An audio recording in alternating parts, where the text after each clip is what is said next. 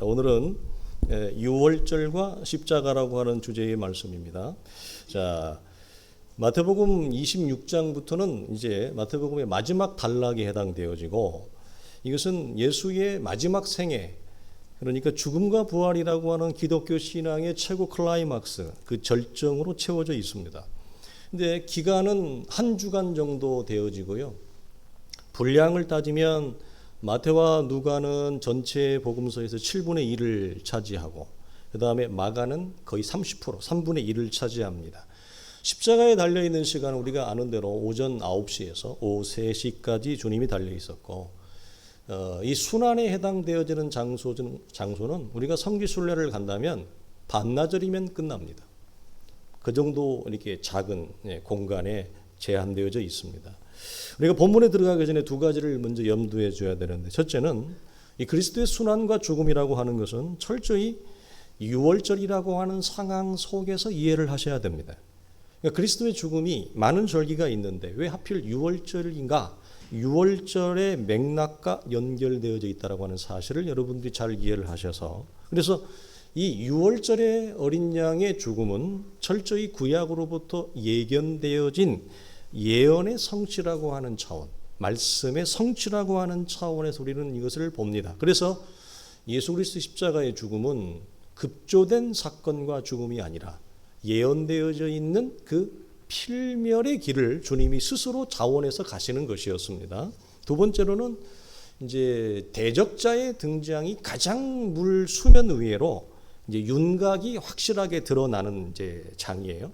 가야바로 대변되어지는 대제사장, 이 제사장의 무리, 그리고 장로들, 그리고 배신의 아이콘인 가룟 유다가 이 반역에 동참하게 되어집니다. 우리 성도들이 아실 것은 예수님 당시에 이스라엘의 제사장들, 장로들은 최초의 장로 대사장 제도가 시작되어졌던 아론의 시대로부터 나온 그런 거룩하고 성경적인 제사장과 장로의 의미가 더 이상 아니라고 하는 사실이에요. 예수님 당시에는. 이게 유대 역사에 언제부터 이것이 이렇게 왜곡이 되어졌냐면 마카비 전쟁 시대 때부터, 신구약 중간 그 어간에 마카비 시대가 있었습니다. 로마와의 거대한 대항전이 있었고, 이 마카비 시대 때 아주 그냥 로마에 의해서 철저하게 이스라엘이 아주 망합니다. 철저하게 붕괴가 되죠. 그때부터 구약에서 의미했던 장로제도, 구약적인 의미의 제사장 제도는 더 이상 명맥을 유지하지 못합니다. 그럼 어떻게 되느냐? 예수님 당시의 모든 제사장들과 장로들은 성경적 원리에 의해서 되어지는 게 아니라 이스라엘 12지파가 장로와 대제사장이 되는 룰이 있었습니다. 그 룰을 전혀 따르지 않습니다. 그건 뭐죠? 로마 총독에 의해서, 로마 정부에 의해서 임명이 되어지는 거죠. 그러니까 우리 한국 교회도 초대교회가 가졌던 좋은 장로님을 세우는 자격과 조건, 안수 집사님, 권사님 세우는 이런 훌륭한 우리가 흠모할 만한 전통에서 한국 교회도 많이 이탈하지 않았습니까? 그것처럼 이스라엘도 여러분 마찬가지. 그래서 예수님 당시에 성경적인 의미의 제사장과 장로가 아닙니다. 그건 뭐냐? 로마 총독에 의해서 임명되어졌다고 하는 것은 이들은 신앙적 색채를 가진 자들이 아니라 정치적인 색채를 가진 자들이 되었다, 이 말입니다. 그래서 정치를 좋아할 수 있습니다. 기질적으로도 좋아할 수 있고 정치의 어떤 비전과 소망을 가질 수 있습니다. 그러나 정치적인 구조가 신앙의 구조와 맞물리는 데 있어서는 한계가 있습니다. 그래서 제 주변에도 보면 정치를 사랑하는 목사님들이 꽤나 계십니다. 네, 좋은 겁니다. 개인의 취향일 수 있습니다. 그러나 우리가 신앙적인 의미에서 볼 때 정치를 사랑하시는 목사님들은 공통적으로 신앙이 empty, 비어 있습니다. 공통적으로 똑똑합니다. 공통적으로 말을 잘합니다. 정치를 사랑하시는 분들. 그런데 속이 비어 있습니다. 왜 그런지는 여러분들이 잘 아실 것입니다. 그래서 예수님 당시에도 로마의 총독에 의해서 임명을 받은 제사장들과 장로들이 누구랑 색깔이 거의 비슷해요?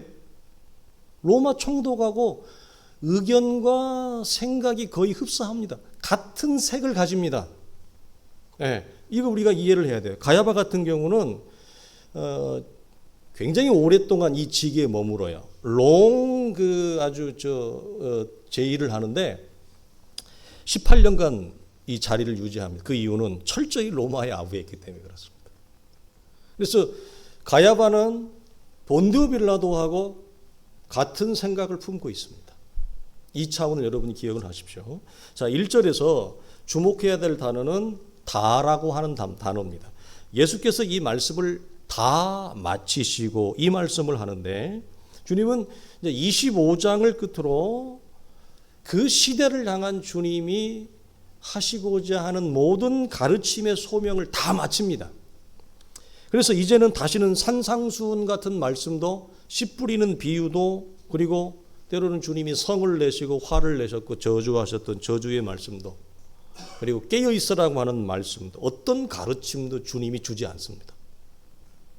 더 이상 말씀이 없어요.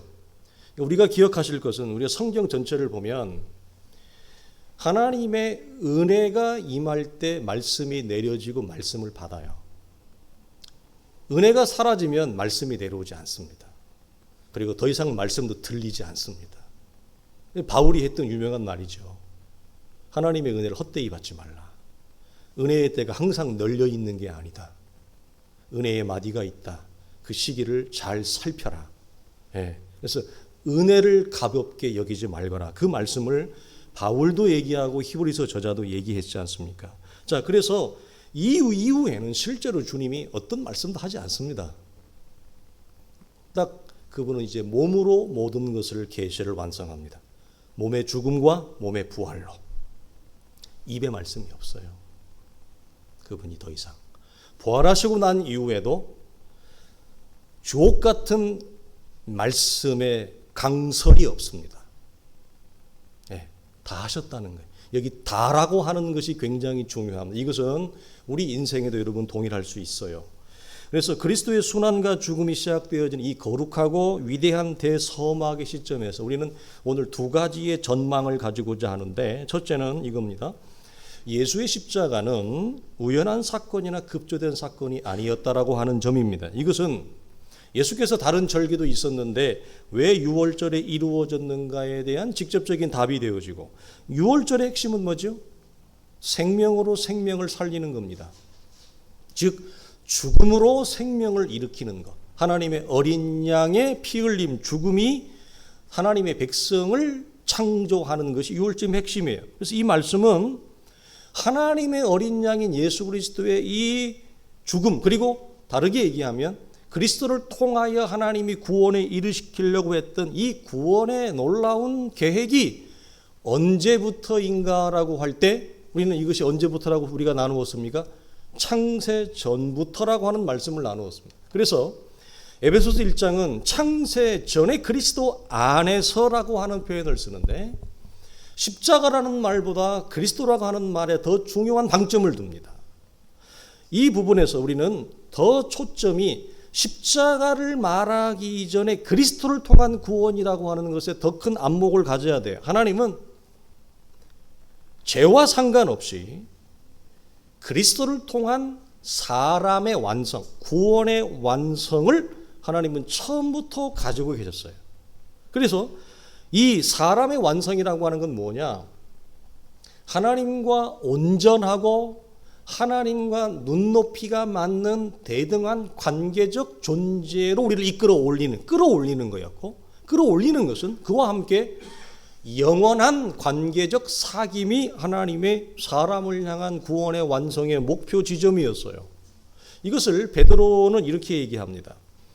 신의 성품에 참여한 자다 이렇게 얘기했죠. 그래서 그의 신기한 능력으로 생명과 경건에 속한 것을 우리에게 주셨다 이렇게 얘기하고 또 중간에도 그 보배롭고 지극히 큰 약속을 우리에게 주었다. 주어진 하나님의 은혜를 강조하면서 이것은 마지막으로 우리가 하나님이 사람을 향하여 가지고 있는 사람의 완성 그게 뭐죠? 신의 성품에 참여하는 자가 되어졌다. 이것이 그리스도를 통하여 하나님이 우리를 향해 이루시려고 했던 사람 곧 구원의 완성입니다. 이것을 에베소서에서는 바울은 우리가 잘 아는 대로 여기서도 그리스도 안에서라고 하는 말 전부터 즉 창세 전부터 바라던 우리로 하나님의 영광의 찬송이 되게 하려 하심이라 라고 하는 그래서 신의 성품에 속한 자, 그리고 하나님의 영광의 찬송이 되게 하는 것, 누구를 통해서요? 그리스도를 통해서.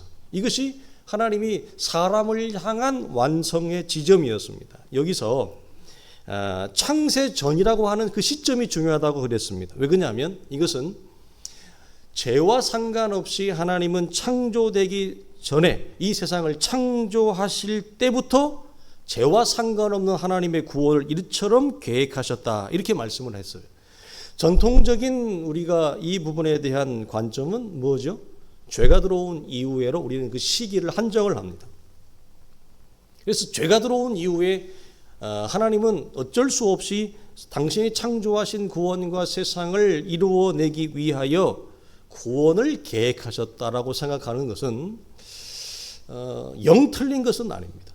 그러나 성경 전체가 보이는 전망에서는 좀 부족하죠. 그래서 성경 전체가 보이는 전망은 죄가 들어오기 이전부터 그리스도를 통한 사람의 완성, 구원의 완성을 하나님은 우리에게 목표하셨고 계획하셨다. 이걸 성경은 예정이라는 말을 씁니다. 그래서 성경은 곳곳에서 보면 예수 그리스도를 통한 구원을 곳곳에서 말씀을 하는데, 그래서 내가 곧 길이요 진리요 생명이니 나로 말미암지 않고는 아버지께로 갈 자가 없다.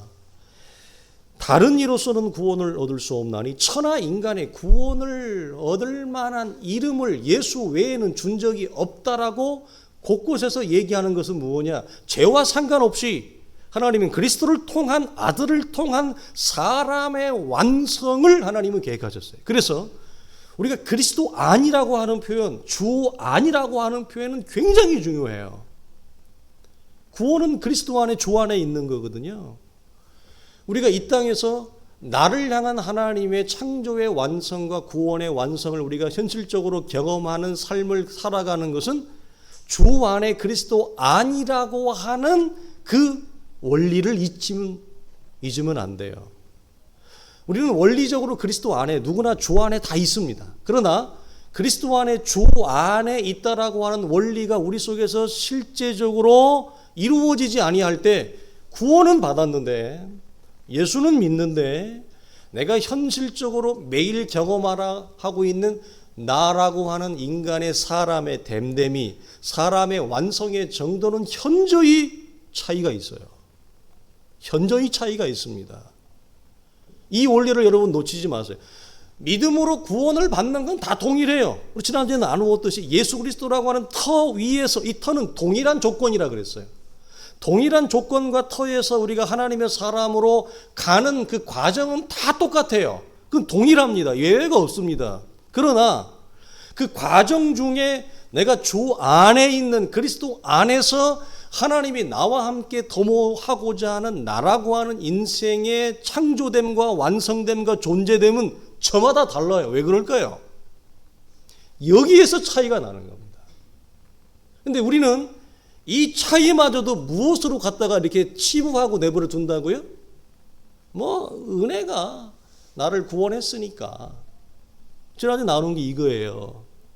장로교 성도들은 이신칭의를 이렇게 오해한다고요. 내가 아무것도 한 거 없잖아. 하나님의 은혜가 나를 와서 구원했잖아. 하나님의 때, 내 시간이 아니라 하나님의 시간대에 나를 와서 나를 예수 믿게 하고 하나님을 알게 했잖아. 그러니까 구원 이후에도 그리스도 안에서 하나님이 나를 창세 전부터 나를 향한 사람 내 완성도 때가 되면 다 될 거야. 누가 그래요? 그건 내 생각이죠. 성경 그렇게 얘기하지 않는다고요. 그 부분에서 은혜라고 하는 공통의 토대 위에서 나를 향한 구원의 됨됨이, 사람의 됨됨이를 향한 그리스도 안에 있는 이 싸움을 내가 처절하게 매일매일 해나가지 아니하면 우리가 우리의 믿음의 여정에서, 도상에서 경험되어지는 구원의 정도, 다르게 말하면 믿음의 신자의 됨됨이의 정도는 저마다 다른 거죠. 이 차원에서 우리가 다른 것입니다. 자, 그러면 왜 십자가냐? 우리가 나누었습니다. 그것은 죄의 문제 때문에 그렇습니다. 죄는 하나님이 전혀 의도하지 않는 산물이었습니다. 하나님이 전혀 의도하지 않은 창조물이었다, 이 말이에요. 그래서 죄의 문제를 해결하기 위해서는 반드시 피 흘림이라고 하는 하나님의 입장에서의 이 대원칙이 있는 거예요.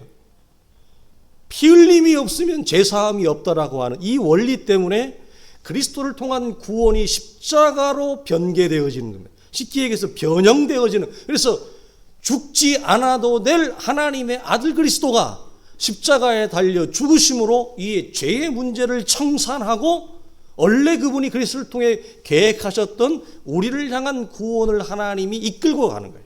끌고 가는 것입니다. 그리고 이 차원에서 그렇게 여러분 이해를 합니다. 그래서 복음서에 등장하는 여러분 모든 기적은 이중적인 의미가 있잖아요. 단순히 1차원적인 의미는 예수님이 병 낫게 했다, 앉은 자를 일으켰다, 눈을 뜨게 했다. 이것이 단순히 어떤 육체의 치유가 주님이 기적을 일으키는 궁극적인 목표나 완성이 아니었단 말이죠. 이건 무엇이었죠? 하나님이 창조하신 세계가 이런 세계가 아니었는데 이 말입니다.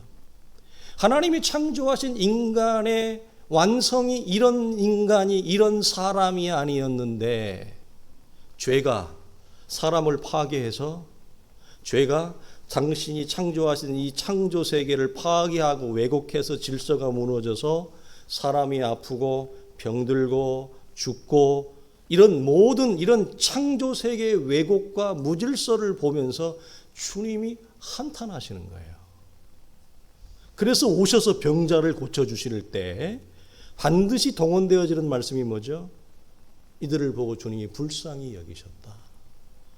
그리고 특별히 죽음이라고 하는 것은 주님이 창조하신 의도물이 아니었기 때문에 죄와 마찬가지로 나사로의 죽음 앞에서는 주님이 우십니다.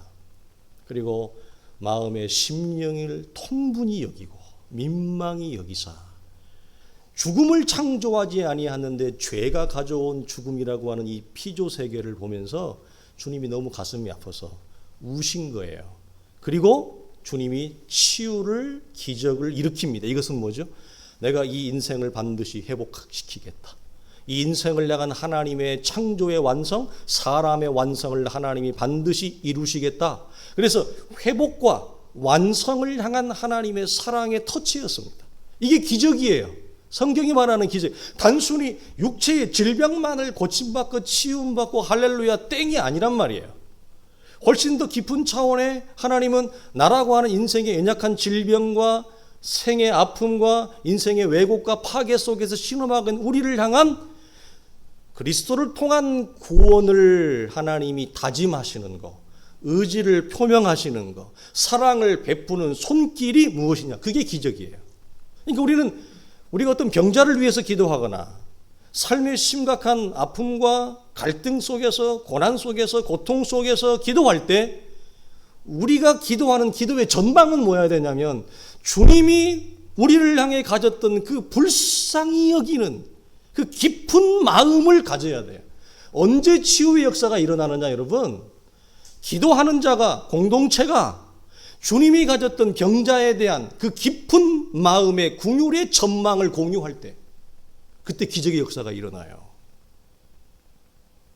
그냥 단순히 주문 외우듯이 주 예수의 이름으로 몇 마디 이렇게 한다고 기적의 역사가 일어나는 것이 아니라 주님이 가졌던 인생과 이 세계를 향한 그 긍휼 어린 마음, 깊은 회한의 눈물, 그 통곡의 눈물, 아픔, 그것이 우리 안에 전제되어지고 공유되어질 때 우리를 향해서 나가는 기도 속에 하나님의 여러분 역사가 있는 거예요. 그러니까 이런 차원에서 주님은 당신이 창조하신 인간과 세계를 원래의 목표 지점으로 이끌어내시겠다라고 하는 차원의 놀라운 손길을 베푸셨고, 그래서 주님이 자원하여 자발적으로 십자가에 내가 내 생명을 내어놓겠다.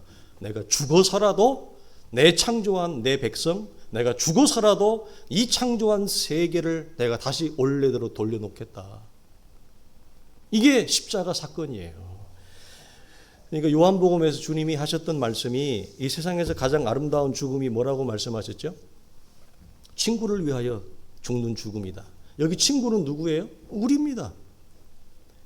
하나님과 우리가 대등한 존재로 하나님은 목표하셨기 때문에 우리를 당신의 동무 친구로 우리를 끌어올리시거든요.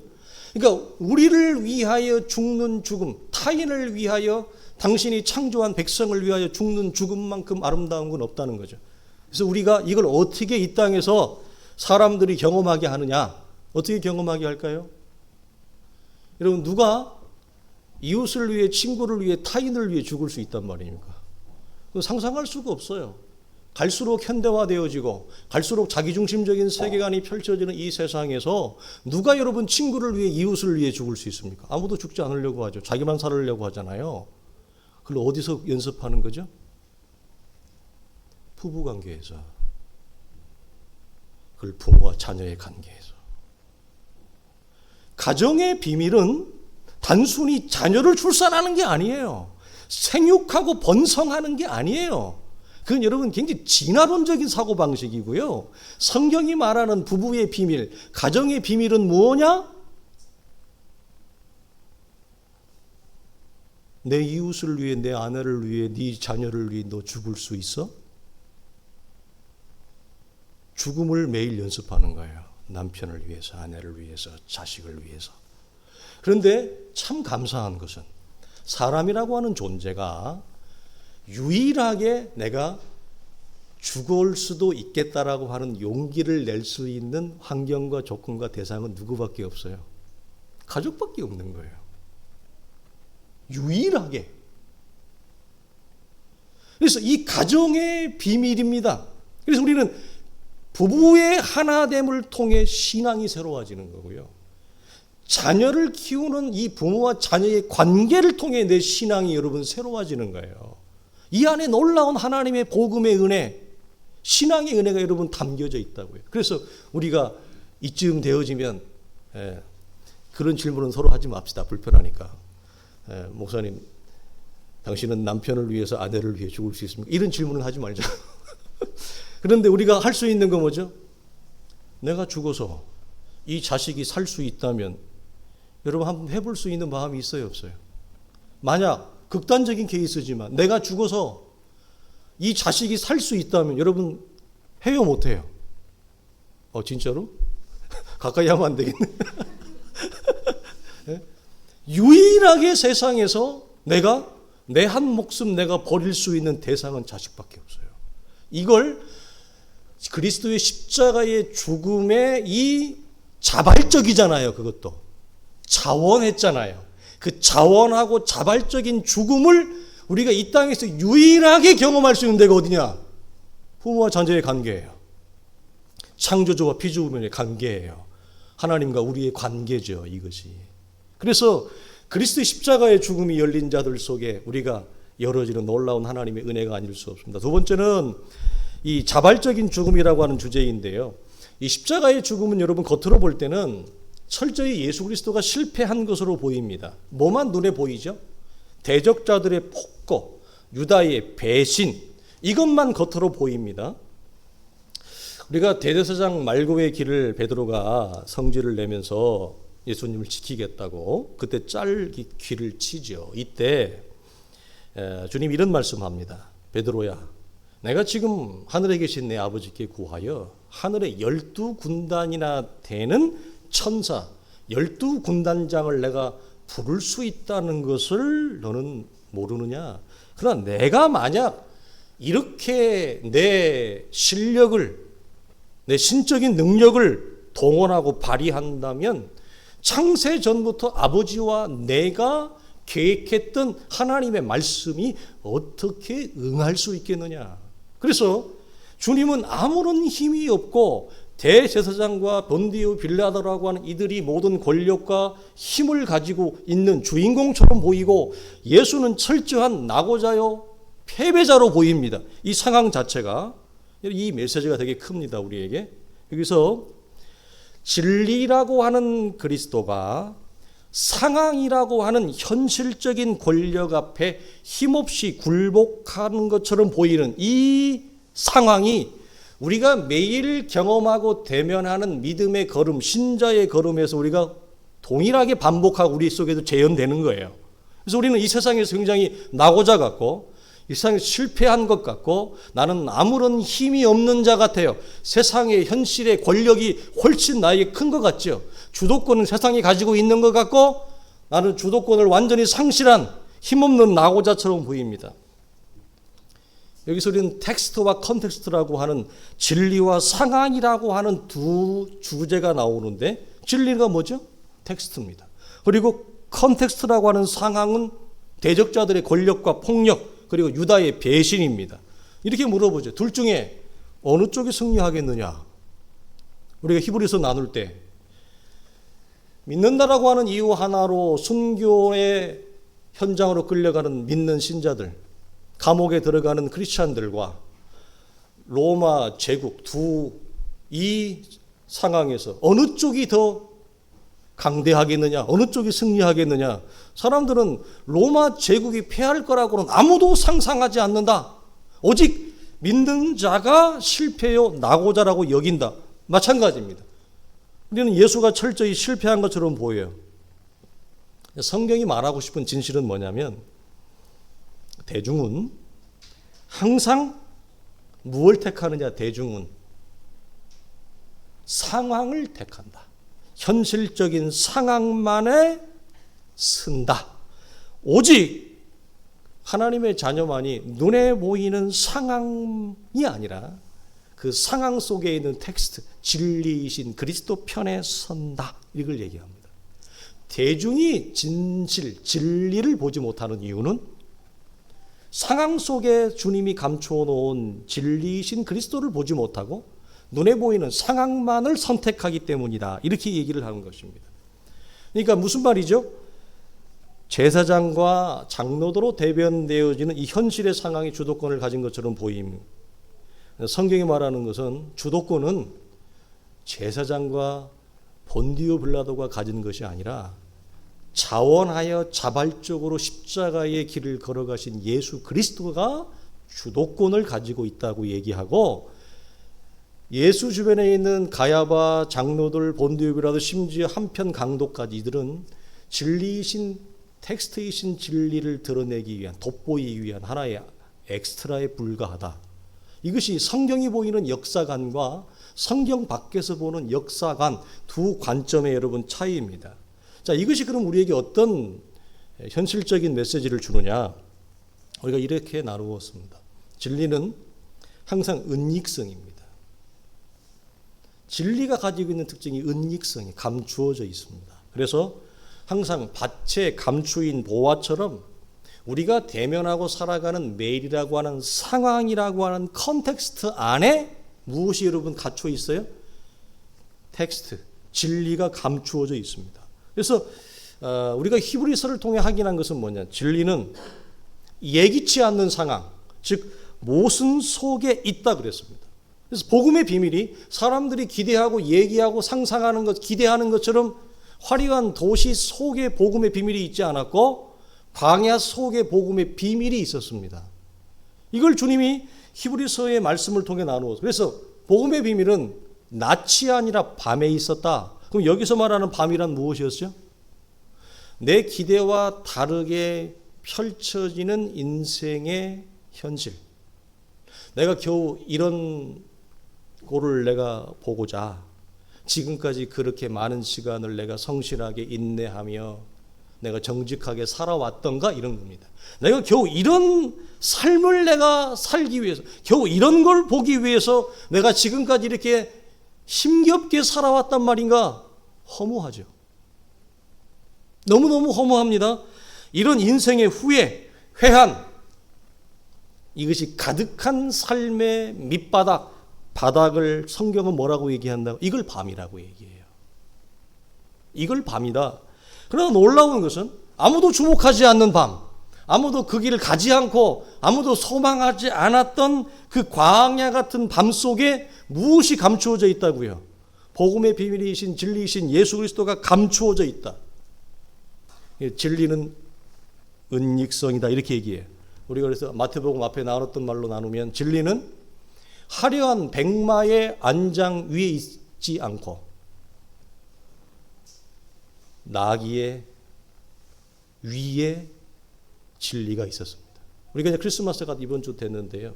진리는 여러분 화려하게 잘 꾸며져 있는 럭셔리한 그런 곳에 있지 않고 다 낡아빠진 헤어진 구유 안에 진리가 담겨져 있었습니다. 이 원리를 여러분이 잘 살피시기를 원하는데요. 여러분 그럼 누가 여러분 구유를 주목할까요? 이게 이제 주는 메시지가 큽니다. 이스라엘은 아무도 구유를 주목하지 않습니다. 하나님을 잘 안다라고 하는 이스라엘은 아무도 주목하지 않습니다. 저 멀리 페르시아에서 동방에서 온 박사들이 별을 따라서 그 어린 구유 안에 있는 진리를 보화를 보기 위해서 와요. 이게 재미있어요.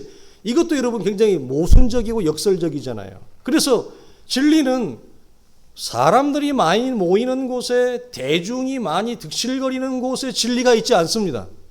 오히려 주목하지 않는 곳에 구유 안에 진리가 있는 거예요. 겉으로 보이는 화려한 상황만을 주목하는 자는 결코 여러분 진리를 발견하지 못합니다.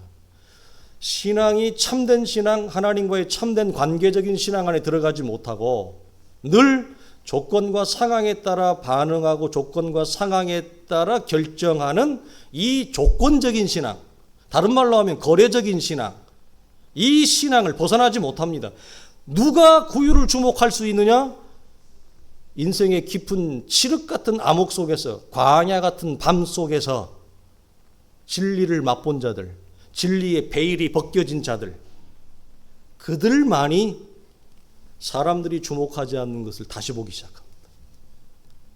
들었던 걸 다시 듣기 시작합니다. 이게 여러분 놀라운 하나님의 은혜입니다.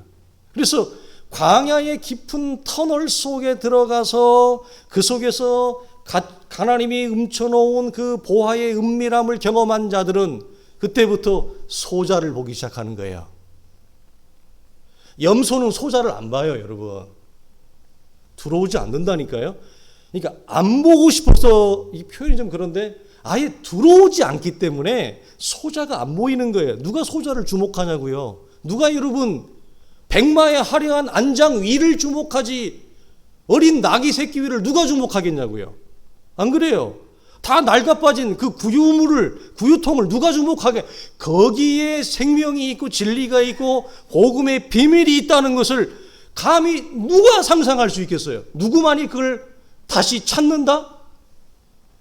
인생의 흑암 같은 깊은 밤 속에서 복음을 경험한 자들만이 아무도 주목하지 않는 것을 다시 살펴보기 시작합니다. 이것이 히브리서를 뿐만 아니라 신약성경 전체에 나와 있는 나그네를 대접하라고 하는 원리입니다. 이게 여러분 누가 나그네를 주목하죠? 여러분 관광지에 가면 음식이 별로 맛이 없다 그러잖아요. 왜? 다 뜨내기들이니까. 지나가는 사람 주목하지 않습니다. 나그네 주목하지 않습니다. 왜? 나에게 그런 주목할 만한 가치나 중요하지 않기 때문에. 그러나 나그네까지 주목하는 힘, 지극히 작은 자까지 바라보는 힘, 이게 어디서 나온다고요? 복음이 열어진 비밀을 가진 자들이. 그래서 야고보가 얘기한 대로 교회에 오는데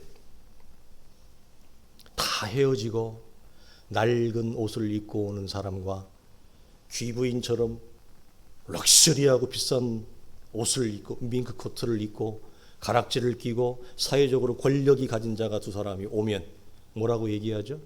사람들은 둘 중에 누구를 주목한다고요? 귀부인을 주목하죠. 거기에 복음이 있는 것. 성경은 거기에 복음이 있지 않고 다 낡아 빠지고 헤어진 가난한 그 사람 안에 복음의 비밀이 있다. 소자의 정신이, 그 복음의 원리가 그 안에 있다. 그렇게 여러분 우리에게 말씀을 하는 겁니다. 여러분, 그래서 내게 주어진 이 상황이라고 하는 텍스트 안에서 감추인 진리를 맛본 자만이 구유를 주목합니다. 여러분, 이사야 선지자는 이 원리를 읽지가 않았어요. 그래서 뭐라고 얘기하냐면 흑암 중에 있는 보화의 축복이여 라고 하는 말을 씁니다. 보화가 어디 있다고요? 흑암 중에 있는 보화의 축복이여. 네게 흑암 중의 보화와 은밀한 곳에 숨은 재물을 우리에게 주었다. 찾는 건 누가 찾아야 돼요? 내가 찾아야 돼요, 여러분. 내 이름을 부르는 자나 나 여호와가 이스라엘의 하나님인 줄을 네가 알게 하리라. 내가 나의 종 야곱 내가 택한 자 이스라엘 곧 너를 위하여 내 이름을 불러 너는 나를 알지 못하였을지라도 내게 칭호를 주었노라. 나는 여호와라. 나는 빛도 짓고 어둠도 창조하며 나는 평안도 짓고 환난도 창조하나니 나는 여호와라. 이 모든 일을 행하는 자니라. 구원자 이스라엘의 하나님이여 진실로 주는 어떻게 계시다고요? 숨어 계시는 하나님이다. 어디에?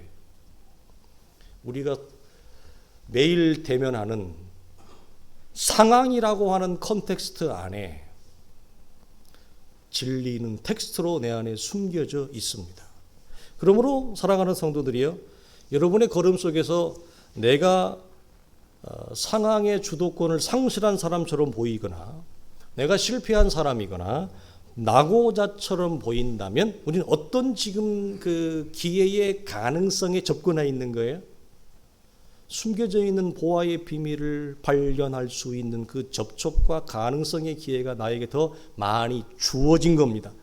왜? 그 속에서 나를 위한 보화가 감추어 있는 걸 우리가 찾을 수 있기 때문에 우리가 암송했던 구하라 찾으라 문을 두드리라, 이 말씀은 정확하게 여기에 해당하는 말씀이에요. 정확하게. 그래서 우리는 내 삶의 컨텍스트라고 하는 상황 속에서 나를 위하여 성경은 내게 주어졌다 그러잖아요.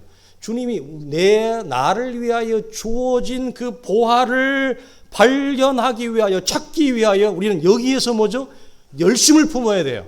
그리고 열심을 품고 찾고 두드려야 돼요. 이건 여러분 우리의 몫이라고 하는 거예요. 그러면 성경은 뭐라고 얘기하느냐? 네가 열심을 품고 참으면, 찾으면 반드시 열릴 것이다, 이 얘기를 해요. 예전에 우리가 성경 공부 처음 시작할 때 몇몇 분들이 이런 질문을 했었습니다.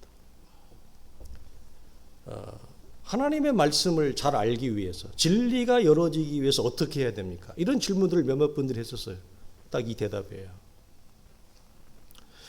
구원의 은혜는 하나님의 은혜로부터 우리에게 여러분 방출되고 주어집니다.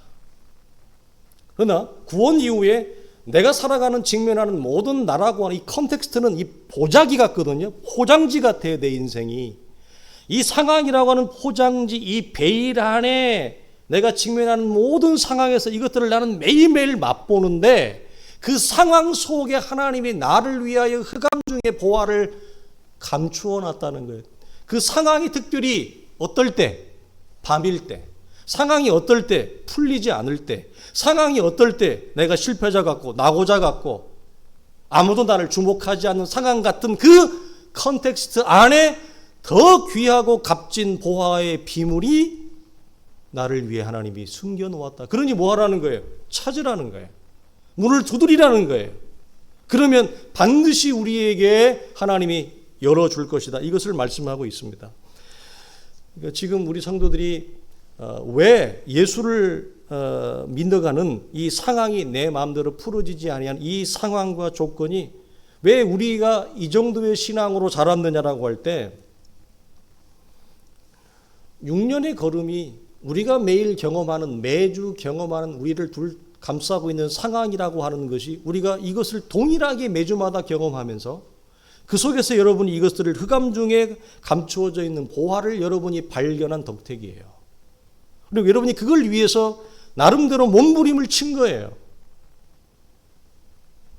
각자의 자리에서, 각자의 상황에서. 그래서 각자의 상황에서 몸부림을 치면서 여러분이 발견한 그 보화 때문에 그나마 우리가 이 정도, 우리가 이 수준으로 우리가 성장하고 자라게 되어진 거죠. 그래서 인생의 밤이 찾아올 때는 최고의 기회인 거, 이런 차원에서.